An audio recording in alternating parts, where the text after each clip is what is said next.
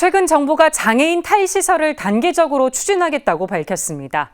장애인들도 지역사회에서 살 권리가 있다는 목소리를 반영한 겁니다. 하지만 이를 우려하는 장애인 부모들이 적지 않습니다. 보호가 필요한 경우가 많은 데다 가족의 부양 책임이 가중될 수 있기 때문입니다. 장애인 탈시설에 대한 다양한 의견 김정아 기자가 정리했습니다. 지난 7월과 8월 두 차례에 걸쳐 발달장애인 부모들은 상복을 입고 보건복지부 앞에 모였습니다. 삼복더위로 무더운 한여름이었지만 중증 발달장애 자녀를 둔 부모들은 거리로 나올 수밖에 없었습니다.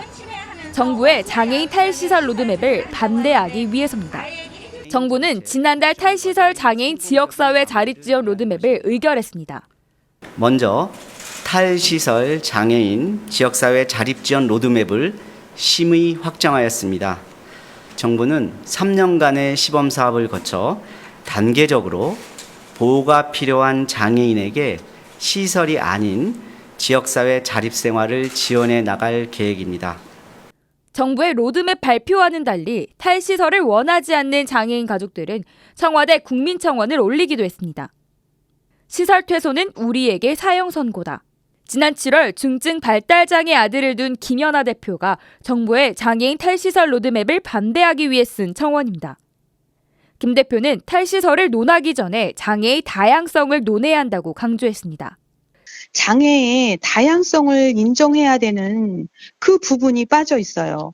우리는 탈시설을 논하기 전에 장애의 다양성을 논해야 하고 또 그것에 맞는 최선의 방법을 함께 논의한 후에 정책이 수립되고 펼쳐져야 한다고 생각합니다.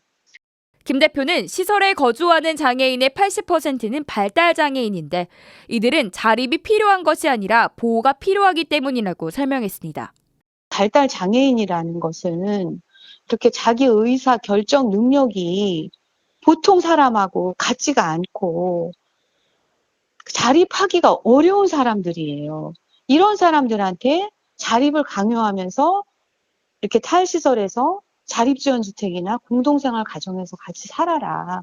이렇게 살라는 것 자체가 이 로드맵에서 그 얘기하는 제일 큰 문제점인 거죠. 장애인 탈시설에 대한 완전히 반대되는 시각도 있습니다.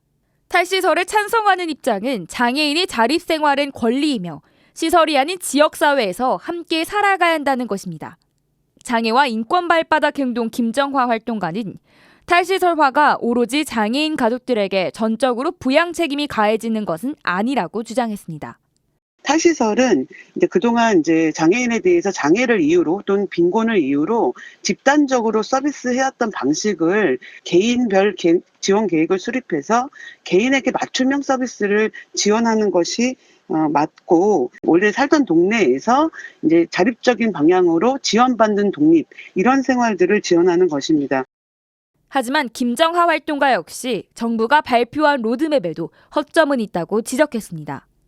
가족들이 우려하시듯이 그 탈시설 로드맵에는 지역사회의 그 장애인들이 이제 원래 살던 곳으로 되돌아왔을 때 가족에게 부양 부담이 넘어가지 않는 24시간 지원 체계가 보다 명확히 정부의 정책 안에서 제시되어야 될 것으로 보여집니다.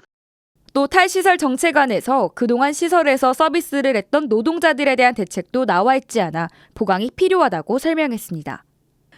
우리가 소위 어려운 행동장애를 갖고 있는 그런 분들이 계십니다. 이런 분들의 경우는 외국에서도 행동을 분석하고 그 행동을 긍정적 행동으로 돌리기 위한 그 지원들을 여러 다각도에서 하고 있습니다. 근데 그런 부분들이 지금 현재 한국에서 많이 부족하기 때문에 그런 부분이 필요하다고 생각합니다.